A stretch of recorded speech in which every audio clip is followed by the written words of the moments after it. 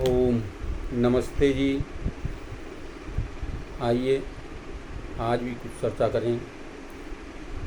सामवेद का मंत्र है, देवास्त इंद्र सख्याय ये मिले। कहा, हे परम ऐश्वर्यशाली प्रभु, विद्वान लोग आपको मित्रता के लिए, आपकी मित्रता के लिए प्रयत्न करते हैं। जो बुद्धिमान लोग हैं, विद्वान लोग हैं, वो परमात्मा की मित्रता के लिए प्रयत्न करते हैं, प्रयास करते हैं, मेहनत करते हैं, परिश्रम करते हैं, ताकि हम परमात्मा के मित्र बन सकें और परमात्मा हमारा सच्चा सखा बन सके। इसके लिए विद्वान लोग प्रयत्न करते हैं। बुद्धिहीन लोग इसकी चिंता नहीं करते, वो एक दूसरे को ऐसे ही मित्र बनाते चले जाते हैं, जो मित्र जो है कभी भी समय पर किसी का साथ नहीं देता। इसलिए जो बुद्धिमान लोग हैं वो परमात्मा को ही मित्र बनाते हैं। और मित्रता की संगति में, क्योंकि जैसी जैसी संगति में मनुष्य बैठता है वैसे वैसे गुण उसके जीवन में आते चले जाते हैं। इसलिए हमें संगति पर विशेष ध्यान देना चाहिए। जब हम अच्छी संगति में बैठते हैं, अच्छों की संगति में बैठते हैं, तो हमारे अंदर वो गुण विद्यमान होते चले जाते हैं। बुरी संगति में बैठते हैं तो हमारे अंदर बुरे गुण उत्पन्न होते चले जाते हैं। इसलिए संगति का विशेष बड़ा प्रभाव हमारे जीवन पर पड़ता है। और इस मंत्र के माध्यम से कहा गया है कि हम जो है विद्वान लोग, बुद्धिमान लोग जो है उस परमात्मा की ही स्तुति, परमात्मा की ही मित्रता को स्वीकार करने का प्रयत्न करते हैं। क्योंकि परमात्मा स्वच्छ है, निर्मल है, पवित्र है, संपूर्ण ऐश्वर्यों का स्वामी है। तो हमें जो कुछ भी बुद्धि हो, धन हो, ऐश्वर्य हो प्राप्त करना होता है तो परमात्मा से प्राप्त किया जा सकता है।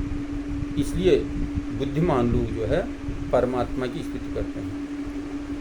संगति का बड़ा असर, हमने कहा संगति जो है जीवन को उन्नतमय भी बना देती है और संगति जीवन को डुबा भी देती है। कहा भी गया है, कदली सीप भुजंग मुख स्वाति एक गुण तीन, जैसी संगति बैठियो तैसो ही फल दिए। कहते हैं कदली, सीप और भुजंग, सर्प, केले का पेड़, मछली और सर्प, ये तीन प्रकार के हैं। और स्वाति नक्षत्र को बारिश यदि हो, वर्षा यदि हो और उस वर्षा की बूंद केले के पेड़ में जा गिरे तो कहते हैं कपूर बन जाता है। वही बूंद यदि मछली के मुंह में जा गिरे तो कहते हैं सुंदर मोती बन जाती है। और वही वर्षा की बूंद यदि सर्प के मुंह में चले जाए तो भयंकर विष धारण कर लेता है। तो ये संगति का असर है। जल एक ही है लेकिन अलग अलग संगति में बैठने से अलग अलग गुण उसके अंदर प्राप्त हो जाते हैं। तो इस प्रकार से हमें संगति पर विशेष ध्यान देना चाहिए। अच्छी संगति में बैठने का प्रयत्न करना चाहिए।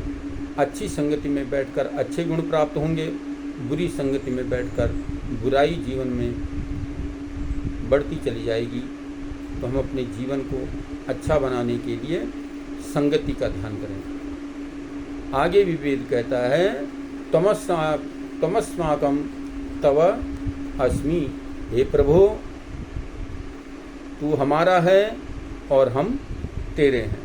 इस प्रकार की भावना यदि हम बना लेते हैं, कहते हैं त्वमेव माता च पिता त्वमेव बंधु च सखा त्वमेव विद्या द्रविणम त्वमेव सर्वम मम देव देवा। वो परम पिता परमात्मा हमारा सब कुछ है। वही मित्र है, वही सखा है, वही पिता है, वही माता है, वही बंधु है, वही सब कुछ करने हारा है। इसलिए हम उस परम पिता परमात्मा की ही स्थिति में बैठें, परमात्मा को अपना मित्र बनाने का प्रयत्न करें। यानी परमात्मा का मित्र बनाना, परमात्मा के गुणों को अपने जीवन में उतारते हुए हम अपने जीवन को सफल और सार्थक करने का प्रयत्न करें। आइए यहीं पर अपने विराम देता हूँ। इति ओम।